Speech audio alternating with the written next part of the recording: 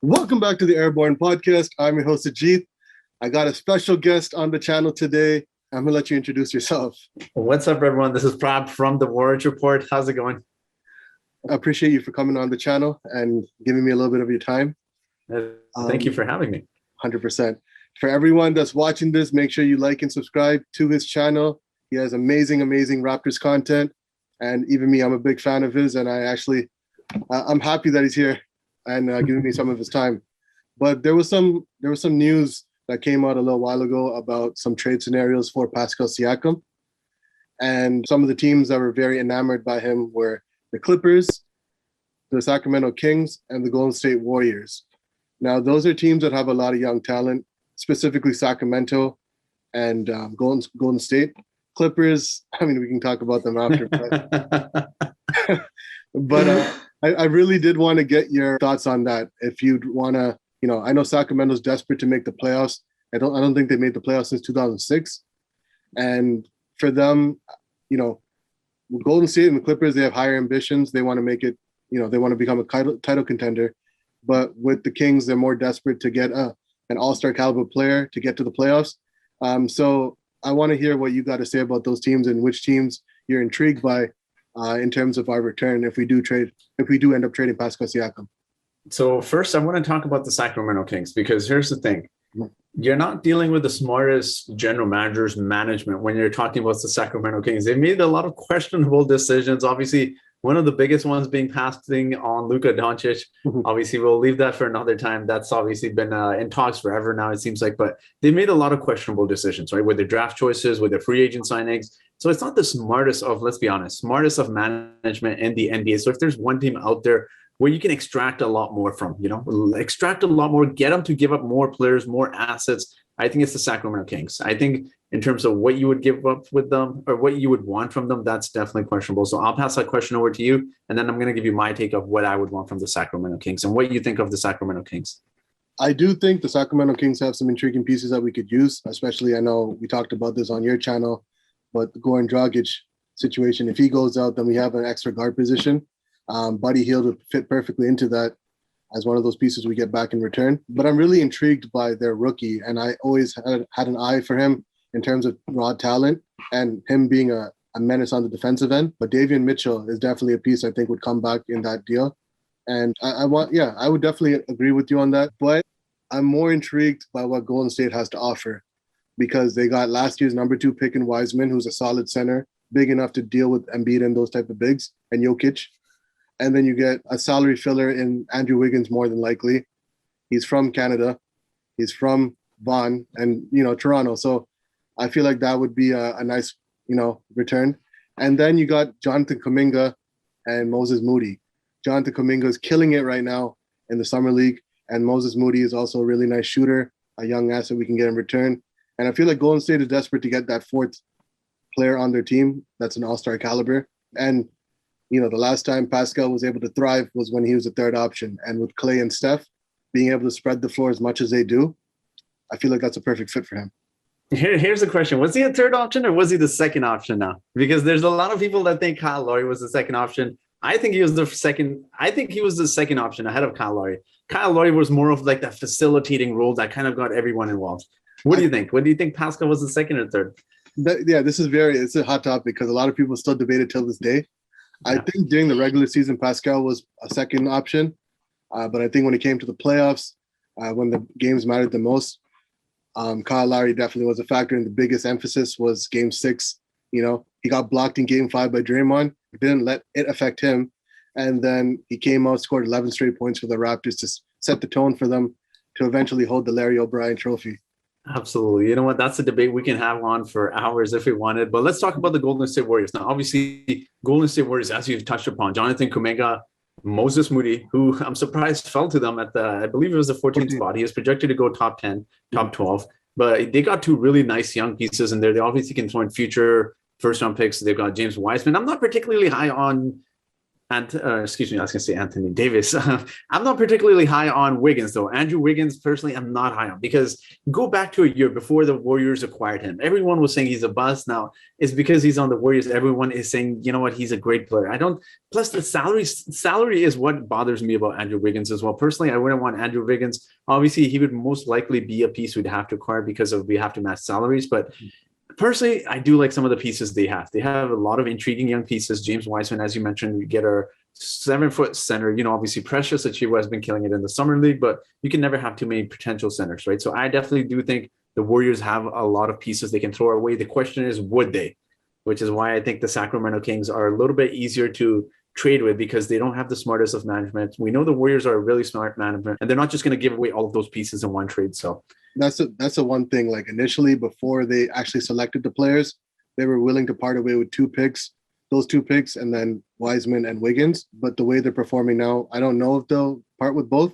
But if they're desperate to go for another championship run, there's no point of holding talent like that if they have different ambitions, right? So, like, the best example was, the teams that were trying to acquire Lowry at the deadline. They were so persistent on keeping their young talent, it ended up biting them in the ass. Like, none of them ended up making it far in the playoffs, right? Absolutely. And so I think Pascal definitely as a second or third option, however you want to look at it, with that kind of spacing, I think will definitely thrive, because no one's going to be able to double team him with Curry and Clay on the floor. Absolutely. Yeah, sorry, go ahead. No, sorry, you go ahead. I'm so excited to talk about the Warriors and what we could get back. I cut you off. Go ahead. No, I'm just saying, like, I feel like that the Warriors would probably be able to give us the best package, where Masai probably won't be able to say no. And the Sacramento, obviously, we can debate on that 100%. They definitely have some intriguing pieces as well. The one team I don't want to give them up to is the Los Angeles Clippers, because they're going to look like the Toronto Raptors 2.0. I've talked about this a little bit too. There's no way. They have no assets. And I know people are going to say Terrence Mann, and there's going to be other guys, Zubac, but listen, let's be honest. We're not getting equal value or even close to equal value if we're trading Pascal to the Clippers, and it's just not happening. That trade's not happening. Masai Ujiri is way too smart to be trading Pascal away for, pieces like that. Those are good, young, intriguing pieces. They're not great, intriguing pieces. I personally wouldn't do that trade at all with the Clippers for obvious reasons. They got Kawhi Leonard. They took Serge Ibaka from us. So that trade isn't happening. Steve Ballmer is obviously going to be licking his lips for Pascal, but he's not going to get anywhere close to him. Definitely not. No. I did want to ask you this. Is there another team in your mind that you feel like you'd rather have Pascal traded to? Or do you feel like you want to keep him? Like, if, say, one of these teams here or another team comes with an enticing offer that you cannot reject, like a godly offer, as people call it, would you hesitate to give up Pascal, or would you want to let him run it back with us one more year in Toronto, because he's been away from Toronto? I mean, he's played like crap ever since he left Toronto. So do you want to give him that opportunity? I wouldn't say, well, actually he has, you're right. The bubble was horrible. So I forget that bubble and the season he had was one season combined. But yeah, no, you're right. He hasn't been the same, obviously, but I think he's been getting a lot of hate, obviously, because of his performance in the bubble, but he still had a decent season last year. If this is a bad season for Pascal, he averaged 27 and 5, almost 5 assists. That's considered a bad season. Imagine what his good season would be. I'm absolutely against trading Pascal Siakam. I've talked about this on my channel. It makes no sense, because you trade Pascal, you're going to have to trade Fred VanVleet, and you have to completely rebuild. Because you're trading for all of these young pieces. Don't get me wrong, which are very nice pieces, but you're trading away your main leading scorer for a team that has difficulty scoring points. I just don't see how this makes sense for the Raptors. I think they have a good, nice core right now in terms of Fred VanVleet, Pascal, OG, and Trent are both growing. And then you add these young pieces like Scotty Barnes, Precious Achiuwa, and Malachi Flynn as well. I think be patient with this team. Let them grow. I'm totally against trading Pascal, even if we get a godly offer. That's going to be a hot take. But I'm not trading Pascal Siakam unless we're rebuilding. I think the one reason why he's getting a lot of hate is because as the season was progressing in Tampa, coming off that horrible bubble play, it's because of all the game winners that he missed. Like, that kept piling up back to back to back to back. And it just got to the point where, it's like, everyone's like, nah, we're fed up. We want to get rid of him. And he shot horrible from 3. And it's just, I honestly do feel like he's a type of player that feeds off the crowd. And I feel like once he gets comfortable back in Toronto and the fans are cheering for him again, I feel like he'll go back to normal.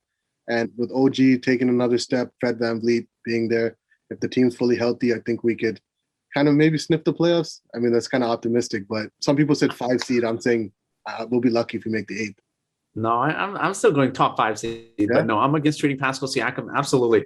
I'm overly optimistic. See what you want. I still think the Raptors are making the playoffs without the play-in. I think they're going to be 4 or 5, maybe 6 seeds, depending on the injuries, right? Too. So those are big part of the standings as well. But you're right. You know what? Pascal definitely did struggle. Those clutch shots did make a difference. But ask yourselves this question: if he had made those clutch shots, we wouldn't have gotten Scotty Barnes.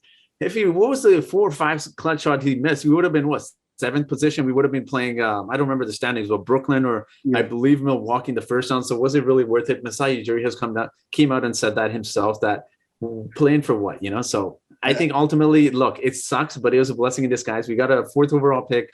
And you know what? Listen, it was a growing season anyways. We realistically weren't competing with Aaron Baines as our starting center. So it sucks that Pascal missed all those game winners. But you know what? The fans are always harsh on, crucial moments like that, because Pascal had this one game against Washington where he scored, I think, 40-somewhat points in an overtime, double overtime. I can't remember the details. He missed the game winner, and then fans were at it in the comment section, saying, trade Pascal. So I think it's a little bit unfair. I do see where the hate is coming from, though, and you are right. It is ultimately about missed shots. So I'm happy. I'm glad that you brought up Aaron Baines, because I think you got to thank him for Scotty Barnes more than we do. It's, you know what? Hey, shout out to Aaron Baines. The poor guy has had a really rough year. Yeah. He's had a child, and he's dealt with that, and then he's had a neck injury in the Olympics, and he may be out for the potential season. So as much as we like to make fun of him, let's wish him a speedy recovery. Hopefully, the man gets out there and plays basketball again. So 100%. And one thing, another thing, I think that rubbed people the wrong way is they try to take their frustration out on the Boston Celtics, because those fans are annoying as hell, and the Boston Celtics, you just want to beat them. They're in our division, and it's just the thought of if Pascal just played at least subpar, we would have won that series. Absolutely. And Marc Gasol, if you could just hit a 3, for God's sakes, if he hit 3 threes, yeah, we would have won that. It's just crazy. That's what it is. It's because you see the talent he has and what he can become, and he's hitting his prime right now. He's 27. So yeah, I'm with you on this. But at the same time, if they pull the trigger on a godly offer, I wouldn't be mad. And that's my honest opinion. But I would say give him one more opportunity. Let's see how he performs in front of Toronto again, in front of those fans. And let's see if we make a nice playoff push. I'm not as optimistic as you for some reason. It just feels like the East has gotten so much more heavier. And, with Chicago Bulls making their acquisitions with DeRozan, fellow Toronto Raptor, our former Toronto Raptor, Alex Caruso, Lonzo Ball. And then you got, Brooklyn coming back healthy, Milwaukee, Miami with the Lowry trade. I don't know. It's just looking a little more and more unrealistic. But It is. We'll see though. We'll see. The NBA is sometimes very unpredictable, and you know what? We didn't think the Raptors would miss the playoffs. Absolutely, and that happened. So let's see what happens. But it's going to be exciting. Next season is going to be very exciting, especially in the Eastern Conference. So. Well, yeah, I appreciate you for coming on. This was a topic I was thinking about a lot, and I wanted to see another loyal Raptor fan if they were really willing to part ways with Pascal Siakam, or if they wanted to kind of give him one more shot at it, give him the benefit of the doubt. Because, at the end of the day, I think the one thing the Raptors can look at is that Pascal Siakam hit that final shot, that Euro step that almost broke Draymond Green's back. That was the final bucket for us to get the championship before the free throws by Kawhi Leonard. But, he hit the biggest shot for us in Raptors history. You make a very good point. And also one thing is, as great as those guys have looked, what is the guarantee that they're going to be second all team? They're going to be a second, third option on a championship winning team. There's no guarantees those players will pan out. I'm not saying they're going to be bust, but Pascal is a proven player. So that's another reason why I wouldn't trade him. But let's see what happens. It's been an exciting season. It's going to be an exciting season. And like you mentioned, I really do appreciate talking to you. It's always good to talk about basketball with, knowledgeable people with great minds. So thank you for having me on your channel. It's been an absolute pleasure. Appreciate you for coming on and giving me some of your time. If you want to put your plug back in, you want to let them know your channel before we end the video. Absolutely, guys. If you want to subscribe to the Waraich Report, it'd be awesome. Make sure to subscribe to AirBornePods. Excuse me. Sorry. I'm tempted to say AirPods, but AirBornePods. Make sure to subscribe to his channel. He's posting a lot of Raptors content. So if you're a Raptors fan watching this, make sure to hit his subscribe button. He's posting some amazing Raptors content, and we'll definitely collab in the future again. So likewise, and make sure you guys hit up his channel, like and subscribe to his videos. Like I said, I'm a fan of his, and he posts nothing but great Raptors content. But till then, stay blessed, stay woke, and please stay safe. Peace. Have a great day, guys. Yeah.